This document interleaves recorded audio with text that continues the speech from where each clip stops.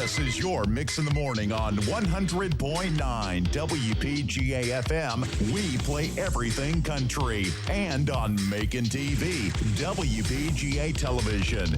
Now, Gary Thigpen and Rick Knight.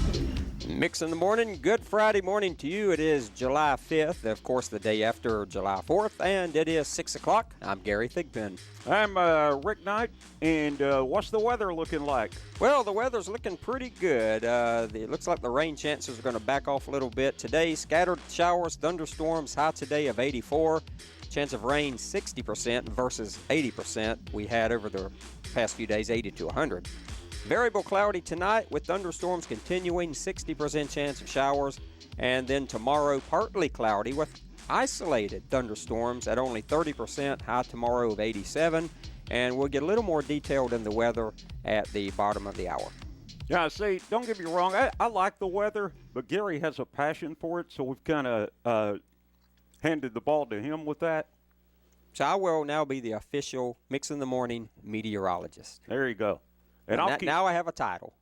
Well, we did, but you know the activities and all the 4th of July celebration activities at Warner Robins. Yeah, McConnell Talbert. Yes, has been rescheduled to Sunday. And they made a good move with that. The thing, Wednesday afternoon, we were in contact with Mike Causey of Stillwater and Eddie Stone, who plays with Stillwater, and also a friend of mine that can't be because she could get in trouble. We were like the first ones just about to know that. Mm-hmm. That had been, that's some big deal. But we'd talked about, hey, move it to this weekend. Yeah. Well, it has been moved to Sunday. And as far as I know, the whole lineup is going to stay completely the same, except from what I understand, the Air Force Band will not be playing because a couple of those gentlemen had some previous engagements. So they will not be playing. Oh, so it's going to be Stillwater and Bobby Eakes? Right, but they said that the few of the Air Force Band that were still available, they may join Stillwater, and they may kind of come together and, they probably will do their own thing. I would honestly look for that. And, I know the guys with the band, some of them, and I look for them to do that. I'd be shocked if they did not. Of course, they may not, but it's still going to be a good concert overall. Yeah, if they would have had it Wednesday, it would have been horrid. Oh, it would have been a mess because we had heavy rain and it was just a really nasty day. But Sunday, gates are still going to open at 6. Same thing they were going to do Wednesday. Concert scheduled to start at 8, the exact same time. Fireworks will also start around 10 o'clock. Gary, let's get right to this. Then we're going to come back and talk about the weather. I want to talk about the weather. And I don't think we got what we expected. You're right. As far as the weather goes. There's been a shooting in downtown Macon. This happened at around 3:30. That's what is called the Riverview Ballroom. It's at the corner, if I'm not mistaken, of Walnut and Broadway. Bibb County Coroner Leon Jones just left here, so you know if the coroner's called in, this is not good news. We've had 4 people shot. 1 has been killed, a 17-year-old, Jamani Bland of a Jones Avenue address. Also, Andre Bonner is 30 years old. He was shot in the neck. He's at the medical center. I think he's going to be the rest of them should be okay. Dion Davis, who is 21, he was shot 7 times. And is in critical condition. Yeah, Dion is in a Finsbury Drive. Leon thinks he'll make it, though. Yeah. Finsbury Drive address. Stephen Ballou, who is 25, of a Kingston Road address, was also shot, but twice in the chest. Jamani Bland, 17, was shot twice in the chest. He's of a Jones Avenue address. So here we go. And Leon was there, and we talked to another eyewitness was there, said the parking deck where this happened, that's an old hotel, by the way. I don't there are a couple of bars in there now, but said there's shell casings laying everywhere. Exactly. I mean, it's a very tragic event. It happened around 3:30 a.m. this morning. Again, as Rick said, at Riverview Ballroom. That's in the 400 block of Walnut Street. And, of course, 1 confirmed dead. And this other gentleman is in critical condition, the one shot 7 times. But Leon still thinks he'll be okay. Yeah, we just talked to Leon just moments ago and said that he believes that this guy's going to pull through. However, the report we have right now, currently he is in critical condition. One is at the Coliseum. Maybe that's, one's at the Coliseum. The rest are at the medical center? Yeah, Stephen Ballou is at the Coliseum. He's the 25-year-old. Devon Davis is the one that shot 7 times in critical condition. He is at the Med Center emergency room, or in the emergency center there.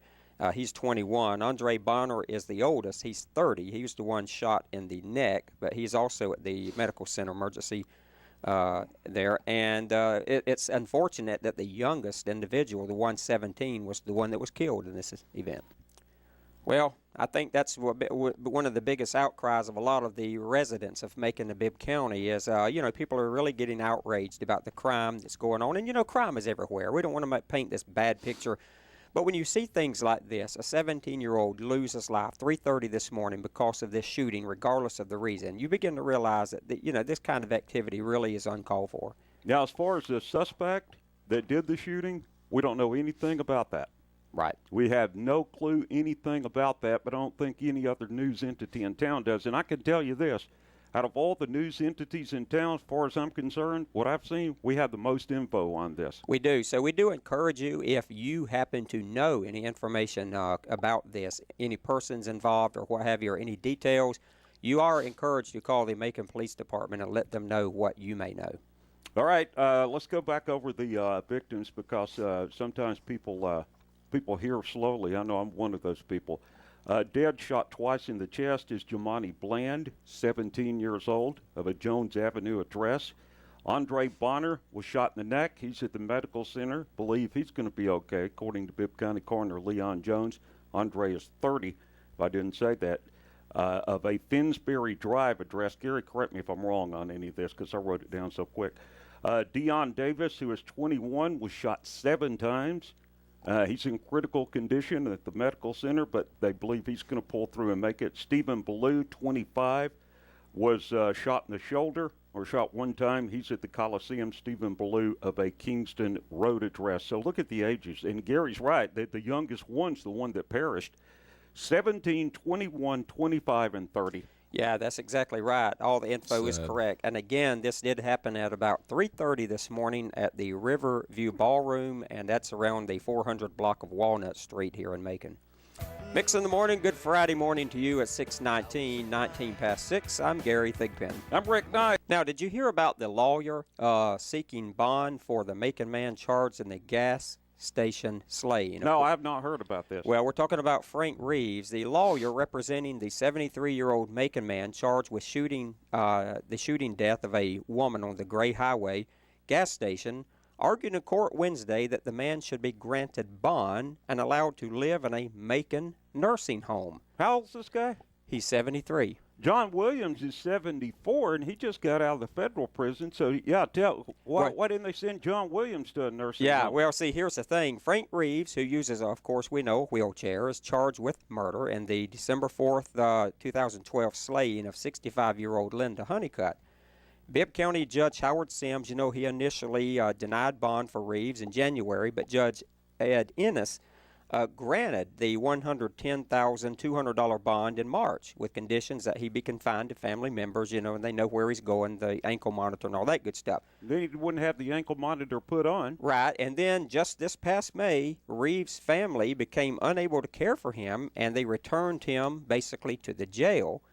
Well, during Wednesday's hearings, Reeves' lawyer, who her name is Veronica Brinson, argued that Reeves should be released on bond and allowed to live at a medical management health and rehab nursing home on Cedar Avenue in Macon. Have these people lost their mind? Now, here's the problem I have with this, and here's the problem that our DA, David Cook, has with this also.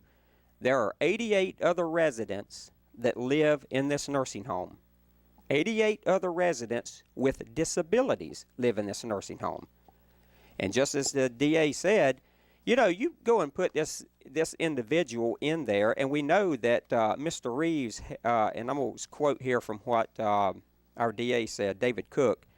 He said, he argued that there will be 88 potential victims, that's right, potential victims, at a facility where patients are locked in and not allowed to leave if Reeves is granted bond.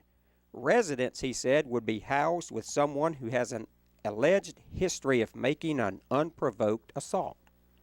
Now think about how these family members are going to feel. that their loved ones, 88 other people, are in this medical facility with this man who poured out a gun, shot and killed a woman, point blank, shot her in the chest. That's the main problem I have before you ever get to the nursing home safety of the other residents. The problem I have is this guy killed a woman, so you're going to let him out to go live in a nursing home, and that's no sentence at all.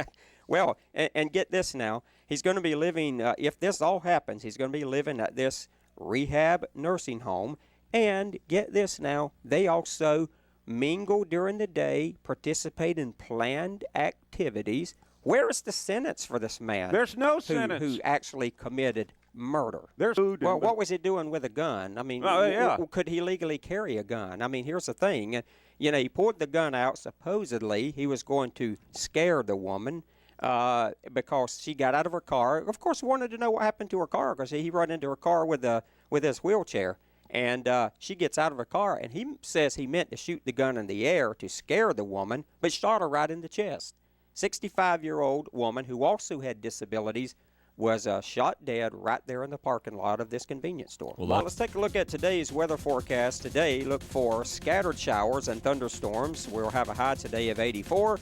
Rain chance today is at 60%. For this evening, variably cloudy skies with scattered thunderstorms continuing. Low tonight, 71. And the chance of rain continues tonight at 60%. For tomorrow, partly cloudy with isolated thunderstorms. That would translate to 30%. High tomorrow of 87. And looking on into the remainder of the weekend, Sunday, we're expecting a 40% chance of showers